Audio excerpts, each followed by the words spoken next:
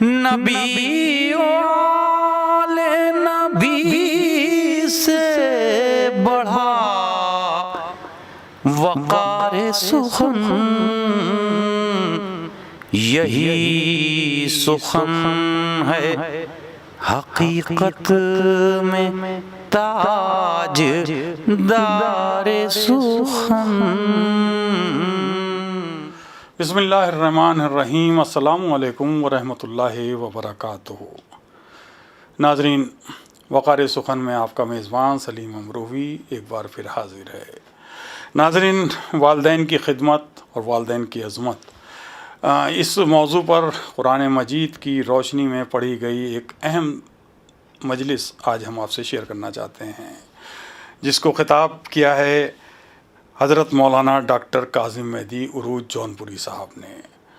یہ مجلس پچھلے سال شاہ مرداں جور باغ نیو دہلی میں منعقد کی گئی تھی، تو آئیے اس مجلس کو آپ بھی سماعت فرمائیں۔ ایک بار بلند آواز میں نعرے صلوات پڑھیے، اللہم صلی علی محمد وآل محمد۔ لا حول ولا قوة الا باللہ العلی العظیم۔ اعوذ باللہ من الشیطان اللعین الرجیم، بسم اللہ الرحمن الرحیم۔ الحمد للہ رب العالمین، والصلاة والسلام علی سید الانبیاء والمرسلین، المخاطب بطہ و یاسین، سیدنا و نبینا و شفیع ذنوبنا و حبیب قلوبنا و طبیب نفوسنا مولانا ابی القاسم محمد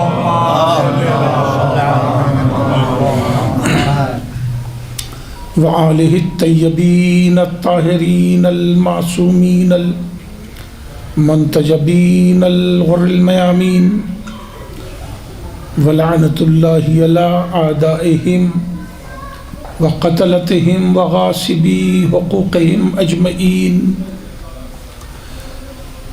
من یومنا ھذا الی قیام یوم الدین۔ اما بعد فقد قال اللہ سبحانہ تبارک و تعالی فی کتاب المبین و اصدق القائلین، بسم اللہ الرحمن الرحیم۔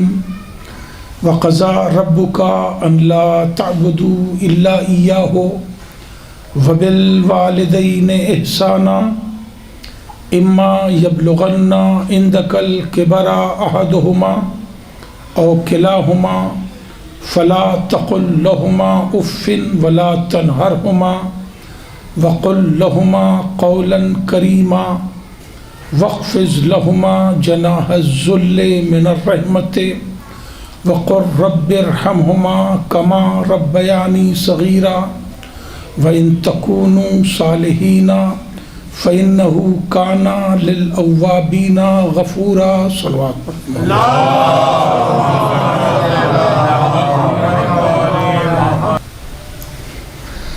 عزیزان محترم، قرآن مجید کے 15ویں پارے کی 17ویں سورے کی جو مسلسل 3 آیتیں، جنہیں میں نے عنوان کلام قرار دیا ہے، ہمارے یہاں قرآن محجوب ہو گیا ہے، قرآن پڑھا ہی نہیں جاتا، اور قرآن کو 2-3 مقامات پر بڑی ضرورت کے طور پر رکھا جاتا ہے۔ ایک، جہیز میں قرآن ہونا ضروری ہے، چاہے بیٹی کو قرآن کی تعلیم نہ دی ہو، جہیز میں قرآن ہونا ضروری ہے۔ کئی مقامات پر ایسا ذکر آیا کہ صاحبزادی نے نہ اردو پڑھی ہے نہ ہندی پڑھی ہے، مگر قرآن جہیز میں کہ یہ قرآن بھی دیا کیوں جا رہا ہے؟ کہنے لگے اس سے عقد میں برکت رہے گی۔ تو ایک بات سمجھ میں آئی کہ اس کی افادیت یہ ہے کہ عقد میں جو عقد پڑھا گیا ہے انشاءاللہ زندگی اچھی سے گزرے گی اور برکت رہے گی۔ مریض کو قرآن کی ہوا دی جاتی ہے،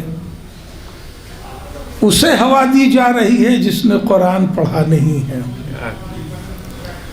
کیوں ہوا دے رہے ہو؟ کیونکہ بیماری میں یقیناً شفا ملے گی۔ ایمانداری سے آپ بتائیں کہ اگر قرآن ایک بولتا ہوا پیکر ہو، بولنے لگے، ایک پیکر بن جائے، جسم بن جائے، امیجنیشن تصور کر لے، تو کیا وہ اس خود غرضی کو عوام کی برداشت کرے گا؟ ایک صلوات پڑھ لیں محمد والا۔ تو یہ بتائیں کہ ہم قرآن کو کب تک اس طرح استعمال کرتے رہیں گے؟ جبکہ قرآن ہماری زندگی ہی بنانے کے لیے آیا ہے۔ اگر قرآن یہاں نہیں بول رہا ہے تو روز محشر ضرور بولے گا۔ نہیں، میری بات پہنچی نہیں۔ وہ روز محشر جہاں ہماری زبان خاموش کر دی جائے گی، ہمارے ہاتھ بولیں گے کسے مارا ہے، ہمارے پیر بولیں گے کس غلط جگہ گئے ہیں، توجہ ہے، ہمارے ہاتھ کہیں گے کسے خیرات کی ہے، ہمارے پیر بتائیں گے کب امام جمعہ کے پیچھے نماز پڑھنے کے لیے ہم گئے ہیں۔ تو جب یہ ہمارے ہاتھ پیر بول سکتے ہیں تو کیا قرآن نہیں بولے گا؟ اور جب قرآن بولنے پہ آئے گا اور وہ مجھ سے پوچھے گا کہ تم نے ہمیں دعا کے لیے استعمال کیا، جہیز کے لیے استعمال کیا، سفر کے لیے استعمال کیا، تعویذ کے لیے استعمال کیا، برکت کے لیے استعمال کیا، تم نے ہمیں کبھی بھی اپنی زندگی بنانے کے لیے کیوں نہیں استعمال کیا؟ قرآن پڑھیں، اس کا ترجمہ بھی پڑھیں اور اس آیت تک آئیں جسے میں نے عنوان بنایا ہے۔ قرآن آپ سے باتیں کر رہا ہے اور آپ کے گھر کے اندر کی باتیں کر رہا ہے، گھر کے اندر کی باتیں کر رہا ہے۔ یہ اتنا بڑا سماج جو ہے نا، جو 7 ارب کی آبادی کا یہ سماج ہے، اسے جب آپ منیمائز کریں گے تو یہ 2 نقطوں پر آ کے ٹھہرے گا۔ ایک نقطے کو آدم کہتے ہیں اور ایک نقطے کو حوا کہتے ہیں۔ جب یہ 7 ارب سمٹے گا تو 2 شخصیتیں وجود میں آئیں گی، ایک آدم ایک حوا، اور جب یہی 2 نقطے پھیلے ہیں تو 7 ارب کی آبادی ہو گئی ہے۔ اسی طرح جب آپ ایک ایک گھر کو سمیٹیں گے تو ہر گھر میں آپ کو ایک آدم ملیں گے، ایک حوا ملیں گے، ہر گھر میں ایک آدم ملیں گے اور ایک حوا ملیں گی۔ انہی آدم و حوا کی عظمت ان آیتوں میں بتائی گئی ہے۔ ایک صلوات پڑھ لیں محمد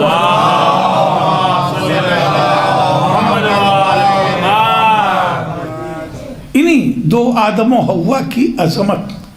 اکثر لوگ کہتے ہیں بھائی آپ کو کسی کے معاملات میں ٹانگ اڑانے کی کیا ضرورت ہے، ہمارا اپنا گھریلو معاملہ ہے، یہ ہماری اپنی بات ہے، آپ کیوں بولیں گے؟ اللہ کہتا کوئی نہیں بولے مگر ہم تو بولیں گے۔ ہم بولیں گے اس لیے کہ ہم نے انہیں توفیق دی ہے کہ یہ آدم و حوا بنے۔ نہیں جملہ پہنچا سکا۔ ہم نے انہیں یہ توفیق دی ہے، یہ صلاحیت دی ہے، یہ موقع فراہم کیا ہے کہ یہ ایک نسل کے لیے آدم و حوا بنے، تو نگاہ بھی ہم رکھیں گے۔ اب قدرت ارشاد فرما رہی ہے وَقَضَىٰ رَبُّكَ أَن لَا تَعْبُدُوا إِلَّا إِيَّاهُ وَبِالْوَالِدَيْنِ إِحْسَانًا۔ دیکھو تمہارے پروردگار کا یہ آخری فیصلہ ہے، کھلا ہوا حکم ہے، آخری فیصلہ ہے، ان لا تعبدوا الا اياه، اپنے رب کے علاوہ کسی کی عبادت نہ کرنا. دیکھیے یہ حکم جو ہے وہ اللہ بن کے نہیں دے رہا ہے، پروردگار بن کے دے رہا ہے. بات پہنچنی چاہیے عزیزوں. وَقَضَى رَبُّكَ وَقَضَى اللَّهُ نہیں ہے کہ تمہارے اللہ کا یہ آخری فیصلہ ہے، نہیں. وَقَضَى رَبُّكَ تمہارے پروردگار کا، تمہیں پالنے والے کا یہ آخری فیصلہ اور آخری حکم ہے کہ اپنے پروردگار، اپنے رب کے علاوہ کسی کی عبادت نہ کرنا. اور ہر آنے جانے والی سانس سے انسان یہ اندازہ لگا سکتا ہے کہ کوئی رب ہے، کوئی ہے کہ جو ہمیں پال رہا ہے، ہمیں جلا رہا ہے. اور وہ ارشاد کر رہا ہے کہ تمہارے رب کا یہ آخری فیصلہ ہے کہ اللہ تعبد الا ایاہ، اپنے رب کے علاوہ کسی کی عبادت نہ کرنا. وبالوالدین احسانا، اور اپنے ماں باپ کے ساتھ بہترین سلوک کرنا، اپنے ماں باپ کے ساتھ بہترین برتاؤ کرنا. مقام توجہ میں جو بات ہے وہ یہ ہے کہ ہم ماں باپ کی خدمت کرتے ہیں کیونکہ ہم مشرقی لوگ ہیں، کرتے ہیں ماں باپ کی خدمت، مگر کبھی بوجھ سمجھ کے کرتے ہیں.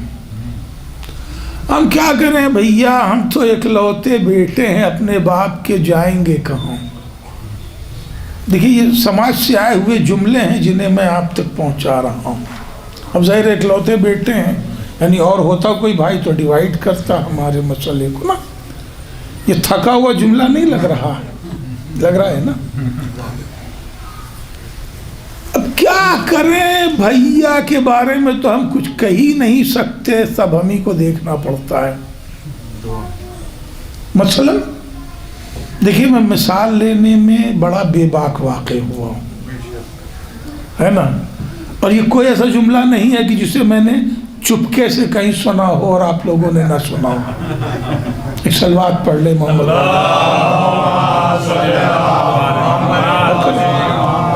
کتنا تھکا ہوا جملہ ہے، مگر قدرت کیا کہہ رہی ہے. لہجہ دیکھیں آیت کا، وَقَضَى رَبُّكَ أَلَّا تَعْبُدُوا إِلَّا إِيَّاهُ وَبِالْوَالِدَيْنِ إِحْسَانًا. یہ معلوم ہے حرف واو جو ہے اور دنیا کی ہر زبان میں ہے، اور اس اور کا کام یہ ہے کہ یہ دو حکم کو جوڑتی ہے اور دو احکام کو جوڑ دیتا ہے. ٹھیک، تو جب دو احکام کو اور جوڑتا ہے تو جو اطلاق پہلے پہ ہوگا وہی دوسرے پہ ہوگا. بہت آسان سی بات ہے، سب پڑھے لکھے لوگ ماشاءاللہ بیٹھے ہوئے ہیں.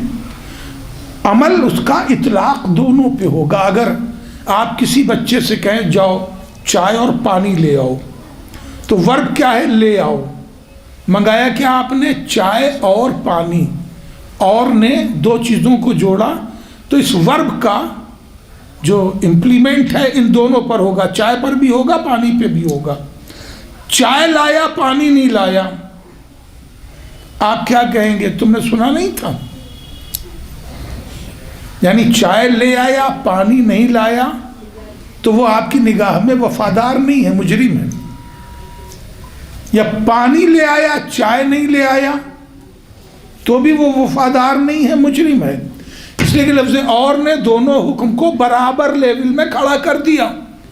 قرآن کیا کہہ رہا ہے کہ دیکھو اپنے رب کے علاوہ کسی کی عبادت نہ کرنا اور اپنے ماں باپ کے ساتھ بہترین سلوک سے پیش آنا. اس کا مطلب یہ ہے کہ پروردگار کی عبادت جس نیت سے کرنا اسی نیت سے ماں باپ کی خدمت کرنا.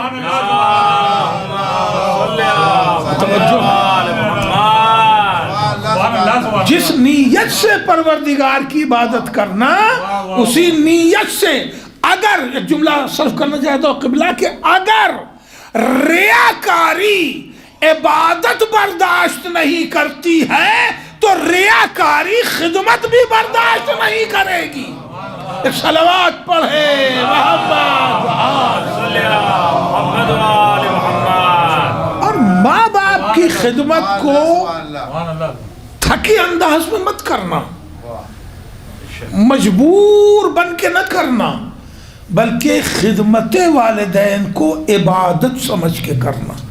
اس لیے اس آیت کے تناظر میں ایک جملہ صرف کیا کرتا ہوں کہ نگاہ پروردگار میں، نگاہ پروردگار میں خود اس کی عبادت کی جو اہمیت ہے، ماں باپ کی خدمت کی وہی اہمیت ہے۔ نگاہ پروردگار میں جو خود اس کی عبادت کی اہمیت ہے، جو ہم عبادت اس کی بارگاہ میں پیش کر رہے ہیں، اس کی نگاہ میں ماں باپ کی خدمت کی بھی وہی اہمیت۔ اس لیے اس نے خدمت کو عبادت سے جوڑ کے بیان کیا کہ اللہ تعبدوا الا اياه وبالوالدین احسانا۔ اس نے انسان کو پیدا کیا ہے، وہ کمزوریاں جانتا ہے انسان کی۔ یہ بچہ، چند مثالوں پر میں اس لیے آ رہا ہوں کہ یہ نشر ہو رہی ہے۔ اگر صرف آپ ہوتے مجمع میں تو میرا لہجہ یہ نہیں ہوتا، میری مثالیں یہ نہیں ہوتی، پھر میں بالکل ہی آپ کے لیول سے گفتگو کرتا۔ ظاہر ہے کہ آپ سمجھدار لوگ بیٹھے ہیں، تمام پڑھے لکھے لوگ بیٹھے ہیں، مگر اسے ہر طبقے تک جانا ہے، اس لیے میں کچھ مثالوں میں آ رہا ہوں۔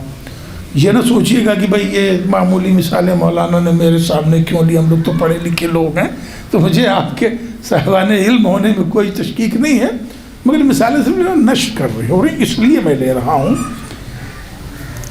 یہ جو صاحبزادے ہیں نا، جب 5 سال کے ہوتے ہیں تو نگاہوں کی لگام سے رک جاتے ہیں، بے لفظوں کے ساتھ صرف نگاہوں کی لگام سے رک جاتے ہیں۔ گھر کے کمرے سے نکلے،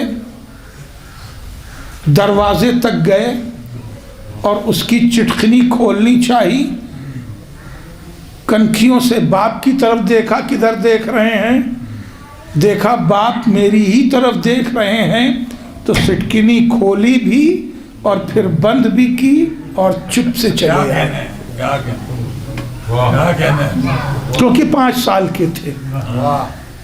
جب یہی 15 سال کے ہوئے، آنگن وہی ہے، کمرہ وہی ہے، باپ وہی ہے، دروازہ وہی ہے، چٹکنی کھلی، باپ نے کہا کہاں جا رہے ہو؟ کیونکہ اب نگاہوں کی لگام کمزور ہو گئی ہے، اب زبان بھی چاہیے، لہجہ بھی چاہیے، الفاظ بھی چاہیے۔ کہاں جا رہے ہو؟ کہیں نہیں، ایسے ہی دیکھ رہے تھے، چٹکنی کو ایسے ہی دیکھ رہے تھے۔ باپ بھی سمجھ رہا ہے کہ کیا دیکھ رہے تھے، وہ بھی سمجھ رہا ہے کہ ہم کیا کہہ رہے ہیں، اور واپس چلا آیا۔ مگر جیسے ہی یہ 15 سے 25 میں آئے، پھر وہی جگہ ہے، آنگن، دروازہ، گھر، باپ سب وہی ہے۔ باپ نے کہا کہاں چلے؟ کہا ابھی آتے ہیں۔ اب نہ نگاہ کام آئی، نہ الفاظ کام آئے۔ اور جب یہی 25 سے 35 کے ہو گئے، شادی بیاہ بھی ہو گئی، اگر ہو گئی، 35 میں پتہ نہیں کیوں یہ فیشن نکلا ہوا ہے کہ اب 35 سے پہلے شادی نہیں کرنی ہے، سماج کا بہت بڑا پرابلم ہے۔ بیٹی والا 20 سال کے بعد تلاش کرنے لگتا ہے اور بیٹے والے سوچتے ہیں کریں گے۔ سماج کیسے بیلنس ہوگا آپ کا؟ ظاہر کہ یہ میرا موضوع نہیں ہے اور اس پہ ابھی نہیں گفتگو کروں گا۔ اب جب 35 کے ہو گئے، باپ نے پوچھا کہاں جا رہے ہو؟ تو جواب بھی نہیں دیا، چلے گئے۔ دیر میں آئے، باپ نے کہا کہ بھئی یہ 11 بج رہا ہے، اب آ رہے ہو؟ کہنے لگے آپ کو کچھ خبر بھی ہے؟ ہر وقت بولتے رہتے ہیں۔ قرآن نے یہی ٹوکا، اب پڑھ رہا ہوں آیت، وَقَضَىٰ رَبُّكَ أَن لَا تَعْبُدُوا إِلَّا إِيَّاهُ وَبِالْوَالِدَيْنِ إِحْسَانًا۔ دیکھیں گھر کے اندر بیٹھ کے قرآن بات کر رہا ہے۔ اِمَّا يَبْلُغَنَّ عِندَكَ الْكِبَرَ أَحَدُهُمَا أَوْ كِلَاهُمَا، توجہ رکھیے گا جملے پہ، منظر پھر کریز رہا ہوں. جب بیٹے 5 سال کے تھے تو والد محترم تھے 30 سال کے، کیونکہ 25 سال میں شادی ہوئی. وہ تو مثال میں نے 25 میں کرا دی ہے شادی. بیٹے 5 سال کے ہوئے تو والد محترم 30 سال کے تھے. تو بات زبان پہ آ کے رک گئی، صاحبزادے رک گئے. اور جب بیٹے 35 سال کے ہوئے تو باپ 55 کا ہوا. اور جب باپ 55 کا ہوا اور اب بڑھاپے کی طرف مائل ہوا تو بیٹے نے کہا آپ کو کچھ خبر بھی ہے؟ آپ تو خالی بولتے رہتے ہیں، آپ کو کیا معلوم کہ کتنی باہر مشقت کرنی ہوتی. بیٹا یوں سمجھانے لگتا ہے جیسے باپ نے کبھی یہ عمر اور زمانہ دیکھا ہی نہیں ہے. غور کر رہے ہیں آپ؟ یہاں قرآن روک رہا ہے کہ اما یبلغن عندک الکبر احدہما او کلاہما. دیکھو یہ تمہارے ماں باپ ہیں دونوں، دو ہی صورتیں ہوں گی، یا دو کے دونوں، یہ بٹوین دا لائن لفظ دے رہا ہوں، دونوں کے دونوں خدا نہ خواستہ دنیا سے اٹھ جائے تو کوئی بات ہی نہیں، تم لائق رحم ہو گئے، یتیم ہو گئے. لیکن اگر زندہ ہیں تو ممکن ہے دونوں زندہ رہیں، ممکن ہے دونوں میں سے کوئی ایک لمبی عمر پائے. تو اگر یہ ماں باپ تمہارے لمبی عمر پائیں تو دیکھو انہیں چھڑکنا نہیں. جب میں نہیں کہہ رہا ہوں، قرآن کہہ رہا ہے. لیکن بات صرف ترجمہ ہی تک شاید رہ جائے آج کی مجلس میں. جی میں نہیں کہہ رہا ہوں، قرآن کہہ رہا ہے کہ دیکھو جب تمہارے ماں باپ میں دونوں میں سے کوئی ایک بھی اگر بوڑھا ہو جائے تو اسے چھڑکنا نہیں. ولا تقل لہما اف ولا تنہرہما، فلا تقل لہما اف ولا تنہرہما. جھڑکنا نہیں، جھڑکنا کیا، اف بھی نہ کرنا. یعنی حد ہو گئی آپ کی، یہ ہے اف کرنا. آپ تو بولتے ہی رہتے ہیں. اس کی بھی اجازت قرآن نے کسی قرآن کے ماننے والے کو نہیں دی ہے. میرا جملہ پہنچنا چاہیے جہاں سے میں نے بات شروع کی تھی. اسے قرآن کی ہوا لینے کا حق ہی نہیں ہے جو باپ کی بات پر اف کرتا ہو. اسے قرآن جہیز میں لانے اور دینے کا حق ہی نہیں ہے جو باپ کی بات پر اف کرتا ہو. اسے قرآن سے فائدہ اٹھانے کا حق ہی نہیں ہے کہ جو باپ کی باتوں پر اف کرتا ہو. صلوات پڑھیں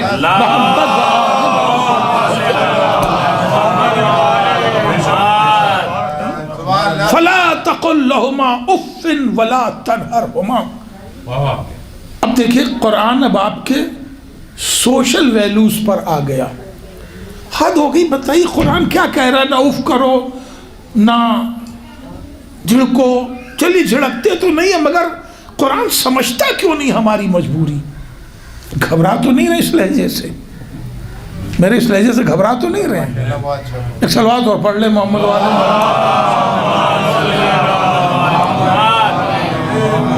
میں آپ کو آشنا کرانا چاہتا ہوں قرآن کے اس مزاج سے جو اس کا گفتگو کا یہاں پہ مزاج ہے. قرآن ہماری باتیں سمجھتا کیوں نہیں ہے؟ ہمارے والد ہیں منی آرڈر کے زمانے میں، منی آرڈر کے زمانے کے. ہم ہیں اے ٹی ایم اور پے ٹی ایم کے زمانے کے. مولانا آپ سمجھتے ہیں قرآن کیا جانے ہمارے اس مسائل کو؟ حد ہو گئی. میں کہتا ہوں کہ چچا نے پیسہ مانگا ہے، پاپا پے ٹی ایم کر دیتا ہوں، اور ابا ہیں 80 سال کے 85 سال کے مثلاً کہہ رہے ہیں دیکھو جا کے بھیا کو ہمارے چھوٹے بھائی کو منی آرڈر کر کے آؤ. اب انہیں کون سمجھائے؟ حد کر دی، بہت بولتے ہیں. یہ ایج گیپ آئے گا. اور کریں ابھی ایج گیپ آئے گا. مولا متقیان نے بھی یہ کہا کہ اپنے بچوں کو اپنی مرضی پر چلنے کے لیے مجبور مت کرو سماجی زندگی میں، ہے نا. اس لیے کہ تم اپنے زمانے کے لیے پیدا ہوئے ہو وہ اپنے زمانے کے لیے پیدا ہوئے. بات میری مطلب کہنے کا مولا کی کیا ہے؟ تم کہہ رہے ہو کہ بیٹا دیکھو تمہیں انجینئرنگ کرنا ہے، وہ بھی میکینیکل، اور بچہ کہہ رہا ہمیں کمپیوٹر سائنس لینی ہے، ابا کو کمپیوٹر کا معاملہ ہی نہیں معلوم ہے. اس لیے مولا نے کہا کہ دیکھو انہیں مجبور مت کرو، انہیں اپنے عہد کے حساب سے جینے کا ہنر سکھاؤ. مولا کہہ چکے ہیں، قرآن کیا کہہ رہا ہے اب ریورس میں. تو قرآن کیا کہہ رہا ہے؟ وہ کہہ رہے ہیں منی آرڈر کر کے آؤ، 85 سال کی میرے ابا، میں کہہ رہا ہوں میں پے ٹی ایم کر دے رہا ہوں. وہ کہہ رہے ہیں دیکھو تم لوگ ہر وقت موبائل سے کھیلتے رہو تو مجھے سب پسند نہیں ہے، تو موبائل سے کوئی پیسہ جائے گا. قرآن کیا کہہ رہا ہے؟ فلا تقل لهما اف ولا تنهرهما وقل لهما قولا کریما. دیکھو چھڑکو نہیں، ڈانٹو نہیں، گھبراؤ بھی نہیں، الجھو بھی نہیں، ان کے پاس بیٹھ جاؤ اور ان سے کریمانہ گفتگو کرو. ہے نا؟ کریمانہ گفتگو. کریم سمجھتے ہیں؟ کریمانہ گفتگو میں کیسے سمجھا دوں آسانی سے؟ دیکھیے ایک لفظ ہے سخی، جو مانگنے پہ دے اسے کہتے ہیں سخی، اور جو بن مانگے دے اسے کہتے ہیں کریم. بھئی جملہ پہنچا؟ سخی کسے کہتے ہیں؟ جو مانگنے پہ دے، ہاتھ پھیلاؤں تو دے، تو وہ ہوتا ہے سخی. اور کریم اسے کہتے ہیں کہ جو بن مانگے دے، یعنی خود ہماری ضرورت کو پہچان لے. اسی لیے حاتم کو سخی کہا گیا ہے، اور ہمارے مولا کو جس نے پکارا کریم ابن کریم پکارا ہے. ایک صلوات پڑھے محمد وآل اللہ کے بھی الالقاب میں لفظ کریم ہے. بات پہنچانے کے لیے میں نے یہ باتیں عرض کر دی، یعنی کریمانہ گفتگو کرو، خود پہل کرو. وہ کہیں پھر مت سمجھانے بیٹھو، خود پہل کرو. ان کی کمزوریوں کو، ہے نا، لیک آف نالج کو، ان کی مجبوریوں کو سمجھتے ہوئے بیٹھ جاؤ. کو ابا پیسہ بھیجنا بہت ضروری ہے، منی آرڈر 6 دن میں پہنچے گا. ابا ایک طریقہ نیا نکلا ہے، آپ یقین کریں گے 6 سیکنڈ میں پیسہ پہنچا دوں. ابا کہیں بیٹا ایسا بھی ہوتا ہے؟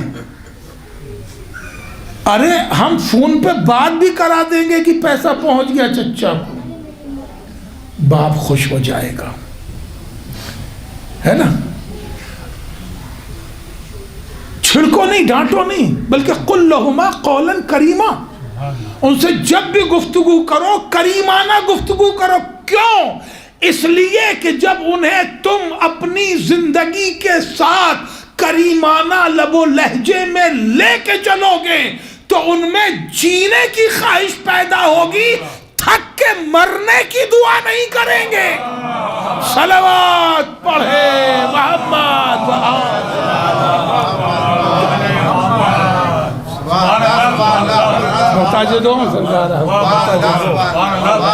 تھک کے گھبرا کے.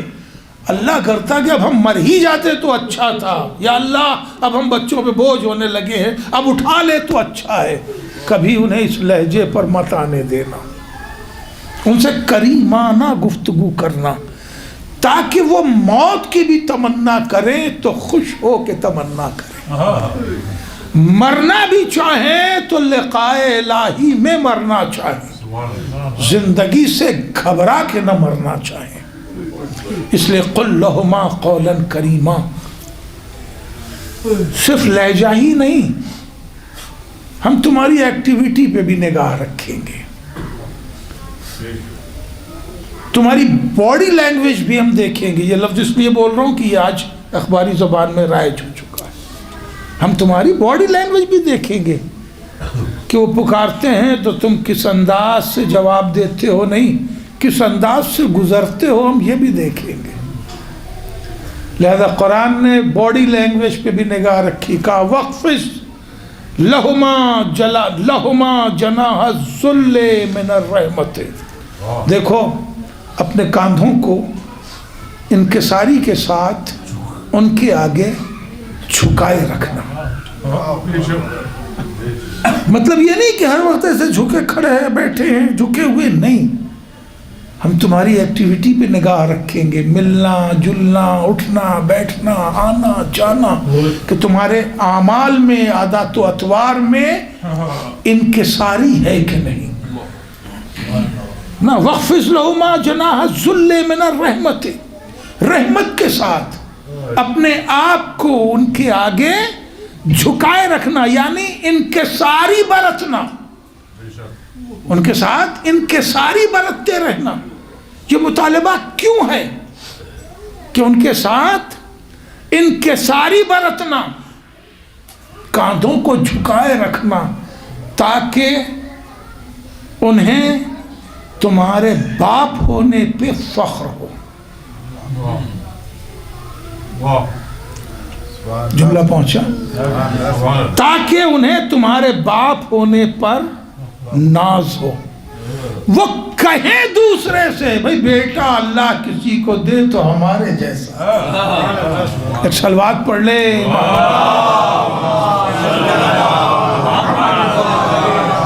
اور دوسرا پہلو یہ ہے کہ اپنے کاندھوں کو ان کے آگے جھکائے رکھنا، تاکہ ماں باپ کی عظمت کا بھی تمہیں اندازہ ہو۔ یہ پورا پیکرے بالا ہے، قد و قامت۔ اس قد و قامت میں سب سے بلند مقام سر ہے۔ کاش وہ جملہ پہنچا سکوں۔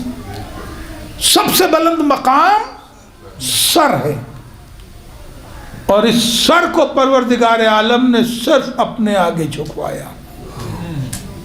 وَقَضَىٰ رَبُّكَ أَلَّا تَعْبُدُوا إِلَّا إِيَّاهُ، دیکھو اپنے پروردگار کے علاوہ کسی کا سجدہ نہ کرنا۔ اور پھر عظمت بتائی ماں باپ کی کہ باپ سر کس کے آگے؟ اپنے پروردگار کے آگے جھکانا۔ اور اب اس سر کے بعد پورے بدن میں سب سے بلند مقام کاندھے ہیں، کہ میرے آگے سجدہ کرنے کے بعد کاندھوں کو ماں باپ کے آگے جھکا دے۔ صلوات پڑھیں محمد۔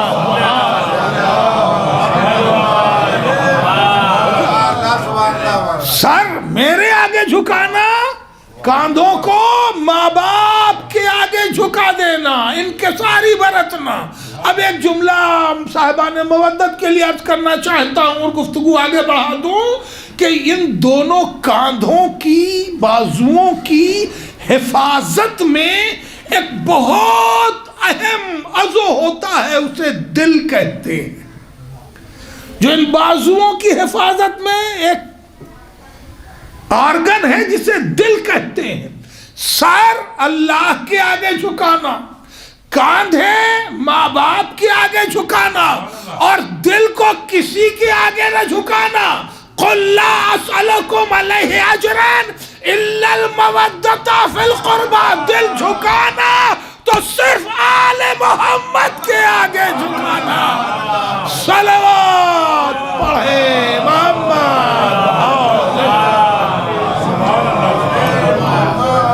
وَخْفِضْ لَهُمَا جَنَاحَ الذُّلِّ مِنَ الرَّحْمَةِ، جب وہ زندہ ہوں گے تو تم ان کے ساتھ انکساری برتو گے، اور جب وہ زندہ نہ رہے تو کیا کرو گے؟ تو یہ خیال رکھنا کہ تمہارے ماں، بہت قیمتی جملہ صرف کر رہا ہوں اور ہر طبقے کے لیے، کہ یہ سمجھنا ہی نہیں کہ تمہارے ماں باپ سے تمہارا کبھی رشتہ منقطع ہو جائے گا، نہیں، وہ زندہ ہیں تب بھی تمہارا رشتہ ان سے ہے، اور جب وہ دنیا سے اٹھ جائیں تب بھی تمہارا رشتہ تمہارے ماں باپ سے استوار اور قائم ہے، پوتوں سے نہیں ہے۔ بہت سے لوگ یہ کہتے ہیں ماشاءاللہ پوتا جو ہے دادا کو خوب قرآن پڑھ کے بخشتا ہے، اور آپ تو پوتا تو دادا کو بخشے گا، آپ کب بخشیے گا؟ کیونکہ پوتے پہ دادا کی ذمہ داری نہیں ہے، پوتے پر جناب کی ذمہ داری ہے۔ اگر اتنی تعلیم دے دی ہے تو آپ کے حق میں بڑا اچھا ہے کہ بیٹا آپ کو بخشے گا، لیکن باپ کی ذمہ داری ہمارے بیٹوں پر نہیں ہے، ہم پر ہے، لہذا ہمیں ایصال ثواب کرنا ہے۔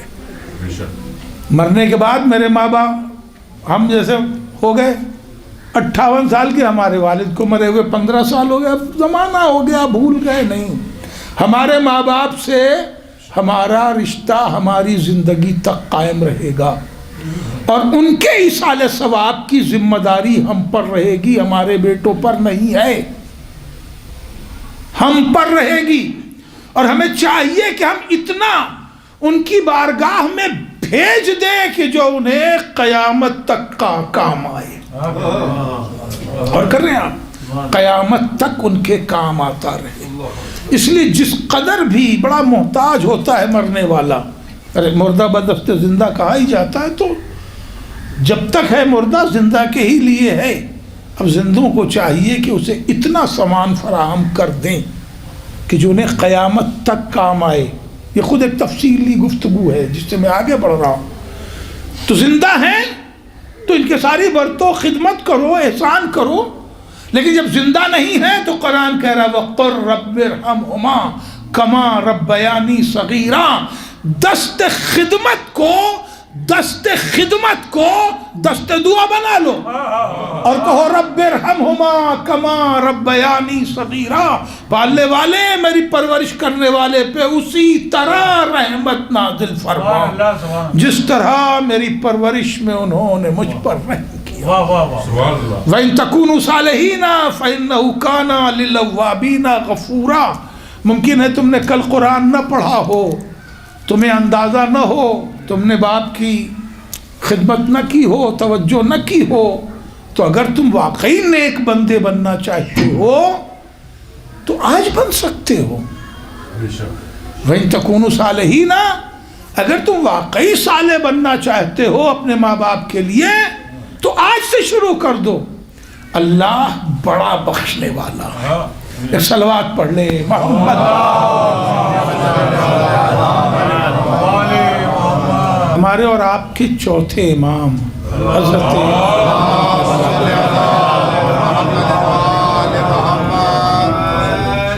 اللہ اکبر۔ پتہ نہیں کہاں سے ہمارے بچوں کے ذہن میں یہ بات بیٹھ گئی ہے کہ 40 برس تک ہمارے امام روتے رہے۔ 40 کا لفظ جو ہے وہ بن گیا ہے محاورتاً، عمر کے اعتبار سے 61 سے 96 36 سال بنتے ہیں۔ 36 سال بعد کربلا ہمارے اور آپ کے چوتھے امام بحیات رہے، امام روتے رہے۔ بس 2 ہی کردار ہمارے اور آپ کے چوتھے امام کے پڑھے جاتے ہیں، کربلا سے لے کے شام تک اذیت اٹھائی، اور جب مدینے گئے تو 40 برس تک روتے رہے۔ کیا امامت رونے سے چلے گی؟ بالکل نہیں۔ اب ایک جملہ قبول کر لیجئے، محفوظ کر لیجئے،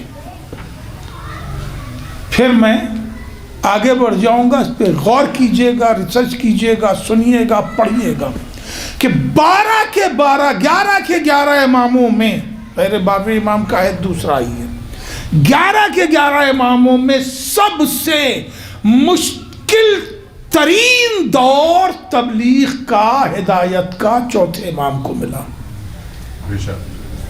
سب سے مشکل ترین دور چوتھے امام کو ملا، جہاں تھوڑے سے چاہنے والے بکھر چکے تھے، ہے نا۔ یہ جو مختار نامہ لوگ بچوں نے دیکھنا شروع کر دیا ہے، اس سے انہیں کچھ اندازہ بھی ہو جائے گا اس وقت کی پولیٹکس کا، کہ زوجہ جاسوس ہے تو شوہر مولائی ہے، شوہر جاسوس ہے تو زوجہ مولائی ہے۔ سوچئے جب زمانہ ایسا ہو، اس زمانے میں ہدایت کرنا کتنا مشکل ہے۔ بے شک سب سے مشکل دور ہمارے اور آپ کے چوتھے امام کو ملا، اور اس مشکل دور میں، جملہ قبول کر لو عزیزو، آگے بڑھ جاؤ، کہ اس مشکل دور میں نہج البلاغہ کے مقابلے کی کتاب صحیفہ کاملہ دے دینا، یہ امام سجاد کا کمال ہے۔ شاید میں جملہ اتنی قوت سے نہیں پہنچا سکتا۔ نہج البلاغہ جیسی جس معیار کی کتاب اتنے مشکل دور میں دے دینا، اور کر رہے ہیں آپ، یہ امام سجاد کی امامت کا کمال ہے۔ اس کے علاوہ رسالۃ الحقوق ہے، جس میں سماج میں جتنے بھی قسم کے حقوق پائے جاتے ہیں، باپ کے، بیٹے کے، دوست کے، احباب کے، پڑوسی کے، تاجر کے، خریدار کے، ہر طرح کے، جس سے آپ کی پوری سوشولوجی بنتی ہے، سوشل سائنس بنتی ہے۔ پوری سوشل سائنس ایک طرف، میرے مولا کا ایک رسالہ ایک طرف، اور کر رہے ہیں آپ، سچ پوچھے تو اسی کی کرنیں ہیں جسے لوگوں نے لے کر کے پھیلا دی ہیں کتابوں میں۔ ہے نا، ایک صلوات پڑھ لیں محمد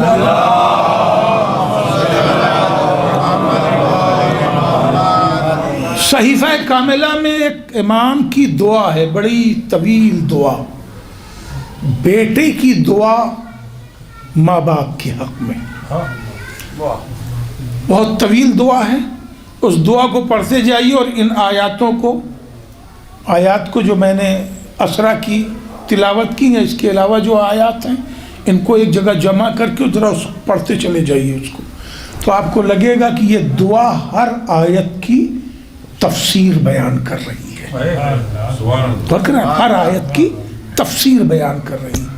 امام فرماتے ہیں، پالنے والے مجھے توفیق دے کہ میں اپنے ماں باپ کو سمجھوں۔ آپ سوچیے اس دعا کو کہاں تک آپ لے جا سکتے ہیں۔ مجھے اس کی توفیق عطا کر، یعنی یہ بھی تو عطا کرے گا تب ہماری سمجھ میں آئے گا کہ ماں باپ کیا، مجھے ان کے سمجھنے کی، ان کی خدمت کی توفیق عطا کر۔ اور اس کے بعد پھر امام ماں باپ کی عظمت بیان کرنا شروع کر، پہلے توفیق کی دعا کرائی اور پھر سمجھا رہے ہیں کہ مجھ سے تو سمجھ لو کہ میں بتا دوں تمہیں، تاکہ تمہیں وہ توفیق میسر ہو جائے۔ عزیزوں، اب اس پہلو کو محسوس کر لیں، پوری صحیفہ کاملہ دعاؤں سے تشکیل ہے، پوری کتاب دعاؤں سے تشکیل ہے۔ وہ امام جس سے خطبہ چھین لیا گیا ہو، یعنی امام 10 آدمی، 5 آدمی، 4 آدمی، 2 آدمی کو بھی بٹھا کے نصیحت نہیں کر سکتے، جاسوس بیٹھے ہوئے ہیں، زندگی پوری نظر بند کی گزر رہی ہے، کسی سے بات نہیں کر سکتے، تبلیغ کیسے کریں گے؟ نظر بند ہے، زندگی نظر بندی کی گزر رہی ہے، آزادی نہیں ہے۔ جمعہ پڑھا نہیں سکتے، جمعہ پڑھائیں تو خطبہ جمعہ کا موقع ملے گا، 100، 200، 500، 1000 آدمی کو خطاب کریں گے۔ میٹنگ کر نہیں سکتے، اسکول لگا نہیں سکتے، پھر بتائیے تبلیغ کیسے کریں گے؟ بس یہ آخری جملہ، پھر تبلیغ کیسے کریں گے؟ اسکول لگا نہیں سکتے، لوگوں کو بٹھا کر کے نصیحت کر نہیں سکتے، درس دے نہیں سکتے، خطبہ دے نہیں سکتے، پھر لوگوں تک بات پہنچائیں گے کیسے؟ تو جو بھی امام کی معرفت رکھتے تھے وہ ملنا تو چاہتے ہیں مگر مل نہیں سکتے، پوچھنا چاہتے ہیں پوچھ نہیں سکتے، بس امام نے طریقہ بدل دیا۔ مسجد وہی مسجد نبوی، دروازہ وہی مسجد میں کھلنے والا، امام نے مسجد نبوی کا ایک گوشہ اختیار کر لیا، اور جتنی نصیحتیں تھیں ہر نصیحت کو دعا کا لہجہ دے دیا۔ کہاں رہ گئے آپ؟ ہر نصیحت کو دعا کا لہجہ دے دیا۔ لہجہ دعا کا کیوں دیا؟ اس لیے دعا کا دیا کہ گلی کے اندر اگر کوئی مجھے نام لے کے کہے، مجھ سے براہ راست کہے، تو میں اس سے لڑ جاؤں گا، کیوں کہا؟ یا یوں بھی اگر بول رہا ہو تو میں لڑ جاؤں گا، کسے کہہ رہے ہو بھائی؟ مگر وہی کوئی شخص کسی انسان کو نہ پکارے بلکہ اپنے اللہ سے کہے، پالنے والے زمانہ خراب ہو گیا ہے، تو کسی قانون کو حق نہیں ہے کہ اسے گرفتار کرے۔ امام نے لہجہ دعا کا دے دیا اور ہر بات بعنوان دعا کہنی شروع کر دی۔ اللہ سے باتیں کر رہے ہیں، اللہ سے گفتگو کر رہے ہیں۔ اب جتنے چاہنے والے تھے انہوں نے اپنے مصلے امام کے مصلے کے قریب لگا لیے۔ اب کوئی یہ نہیں کہہ سکتا نماز یہاں کیوں پڑھ رہے ہو، امام دعا کرتے جا رہے ہیں، چاہنے والے نصیحتیں نوٹ کرتے جا رہے ہیں۔ صلوات پڑھے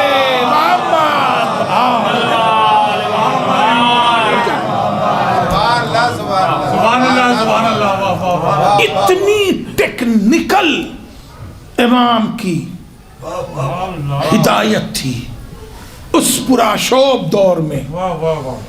پھر کبھی کے لیے تفصیل اٹھا کے رکھیے، گفتگو سمیٹ رہا ہوں۔ ایک لفظ مشہور ہے، بیمار کربلا۔ اتنا بیمار کر دیا کہ امام کی خدمتوں پر پردہ پڑ گیا ہے نا۔ امام سجاد کی خدمتوں کو کوئی توجہ ہی میں نہیں لاتا، سننے والا امام سجاد کو صرف رونے کے لیے مختص کر چکا ہے، کبھی لفظوں کی ترکیب پہ غور ہی نہیں کیا۔ کبھی بیمار مدینہ سنا ہے؟ نہیں۔ بیمار کوفہ سنا ہے؟ نہیں۔ بیمار شام سنا ہے؟ نہیں۔ صرف بیمار کربلا، کیونکہ امام ایک دن، سوا دن، 1.5 دن جو بھی روایت قبول کر لیں، صرف کربلا میں بیمار تھے۔ امام ایک سیکنڈ کے لیے بھی بطور امام غش میں نہیں رہ سکتا۔ میرا جملہ پہنچ رہا ہے؟ امام بطور امام ایک سیکنڈ بھی غش میں نہیں رہ سکتا، اس لیے کہ اگر غش میں ہوگا تو وہ بے خبر مانا جائے گا، اور امام اپنے زمانے سے ایک سیکنڈ کے لیے بھی بے خبر نہیں رہتا۔ امام بیمار تبھی تک تھے جبکہ امام وقت امام حسین علیہ السلام تھے۔ جب تک امام حسین علیہ السلام امام وقت تھے، 2 امام موجود تھے، 5ویں امام بھی امام تھے، 4تھے امام بھی امام تھے، تو امام غش میں تھے۔ اور ادھر شہادت امام حسین کے بعد آپ بتائیے 1 سیکنڈ کو بھی غش آیا؟ شہادت سے پہلے کیا تھا؟ صرف بھوک اور پیاسی تو تھی۔ کبھی غور کریں، یہ مسائب ہی ہیں مگر چند جملے ذرا غور کر لیں۔ صرف بھوک اور پیاسی تو تھی، تو بھوک اور پیاس میں علی اکبر بھی تھے، کہاں غش میں تھے؟ 6 مہینے کا اصغر بھی بھوک و پیاس میں تھا، وہ کہاں غش میں تھا؟ وہ تو اتنا بیدار تھا کہ صدائے حل من سنی تو اپنے کو جھولے سے گرا دیا۔ تو صرف بھوک اور پیاس کی اذیت تھی نا۔ مگر عاشورہ کے بعد گلے میں خاردار طوق ہے، ہاتھوں میں ہتھکڑیاں ہے، پیروں میں بیڑیاں ہے، کمر میں لنگر ہے، اور اس کے اوپر سے کبھی نیزے چبائے جا رہے ہیں، کبھی تازیانے مارے جا رہے ہیں۔ غش تو اس عالم میں آنا چاہیے نا۔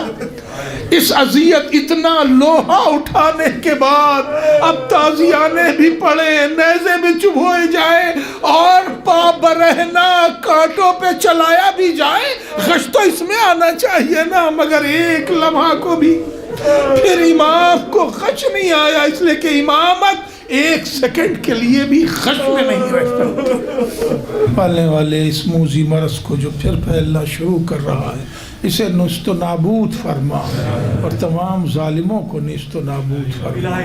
پالنے والے امام زمانہ کے ظہور میں تعجیل فرما، ہم سب کو امام کے معین و مددگار میں شمار فرما۔